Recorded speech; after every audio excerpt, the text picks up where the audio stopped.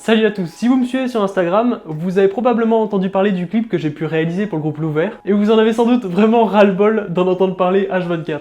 En gros, c'est un clip qui s'appelle Spirit Fire, que j'ai pu réaliser en coopération du coup avec le groupe de mon ancien prof de musique. Mais alors comment je me suis retrouvé à faire un clip pour mon prof de musique? Eh ben c'est simple. Le mec qui joue du clavier dans le groupe, c'est mon père! Et vous savez... Il jouait du piano debout, c'est peut-être un détail pour vous, mais pour moi ça veut dire beaucoup. Ça veut dire qu'il était... C'est pas le premier clip que je réalise, j'en ai réalisé un pour Harmonie, du coup c'est le groupe de ma sœur. Je vous le mets en fiche ici. Donc allez voir vraiment si vous êtes intéressé par la musique, c'est une reprise de Ilia.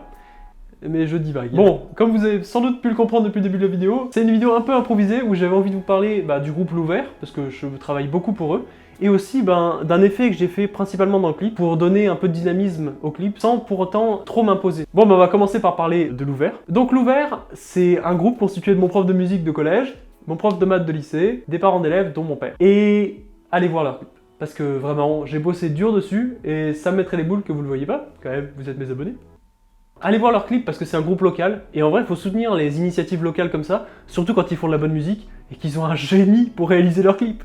Bon, arrêtons de parler du groupe, trêve de badivardage, trêve de divagation, et recentrons-nous sur le vif du sujet. Vous, ma communauté dévouée, de 13 personnes, vous vous êtes dit en voyant le clip, mais qu'est-ce qu'il est dynamique ce clip? Et là je vais vous expliquer. Je me suis inspiré des plus grands TikTokers! Et ces TikTokers, qu'est-ce qu'ils utilisent comme technique? Les raccords mouvements. Mais Adam, qu'est-ce qu'un raccord mouvement? Je vais te l'expliquer! Un raccord mouvement, c'est faire un cut pour joindre deux vidéos, mais pendant un mouvement. Ce qui fait qu'en fait, l'œil n'a pas le temps de se rendre compte que ça a coupé. Du coup, en fait, on passe d'une vidéo à l'autre sans s'en rendre compte, juste parce qu'il y a un mouvement. Vraiment, l'exemple le plus frappant, c'est si je tape dans mes mains, et ben je peux faire des cuts comme ça, sans que vous vous en rendiez compte. Je vous entends plus. Ça a peut-être pas bien marché, on vient de l'improviser, mais vous voyez à peu près le concept en gros. Couper pendant une action, ce qui fait que le cut devient invisible. Donc tout de suite, quelques exemples de votre TikTok favori. Enfin, du coup, des effets pratiques du cut en mouvement.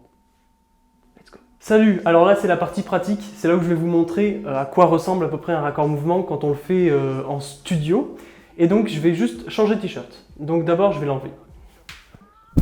Ouh, ouais, un peu trop blanc je trouve. Attendez. Si, en bleu ce sera mieux. Hop. Wow. Sympa. Bon ok, on va rester comme ça. Ah non, je sais ce que vous voulez. Un dernier petit changement. Ne vous fiez pas à cette tenue. Elle n'ira pas du tout. Oh merde! Vous mourrez d'envie d'une omelette ou alors d'un œuf au plat, mais vous n'avez qu'une balle de tennis. Bienvenue dans notre deuxième technique. Regardez.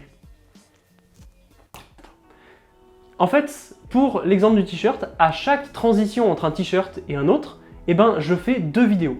Donc une vidéo où j'ai le t-shirt de base et l'autre vidéo où j'ai l'autre t-shirt.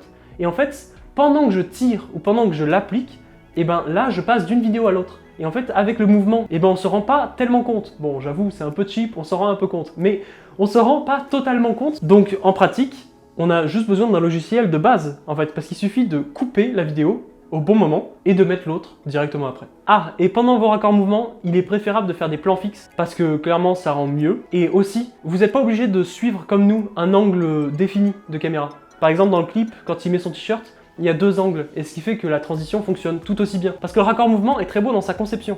En fait, ce qui fait que quand tu fais un mouvement, s'il se continue sur l'autre plan, ça va pas choquer du tout le spectateur. Donc voilà, c'est cet effet tout simple que j'ai réalisé dans le clip, et c'est vraiment un effet de base. Et pourtant, en fait, ça permet de dynamiser un clip sans pour autant y ajouter beaucoup trop d'effets. Bon voilà, c'était juste une petite vidéo totalement improvisée sur le raccord mouvement, un des raccords les plus basiques du cinéma. Et j'espère que ça vous a plu, que vous avez passé un bon moment avec moi. En tout cas, nous, on a tourné pendant un peu de temps et c'était marrant. Et j'espère vraiment que ça vous a intéressé. En tout cas, moi, ça a été un grand plaisir de vous parler de cet effet et d'un groupe vachement peu connu et qui finalement mérite de l'être beaucoup plus. Donc allez voir leur chaîne, vraiment, j'ai mis leur chaîne ici. Puis moi, je vous laisse, mettez un petit like et abonnez-vous si vous voulez. Et puis en commentaire, mettez des idées de... Ouais, vous prenez pas la tête en fait. Ciao les bolos.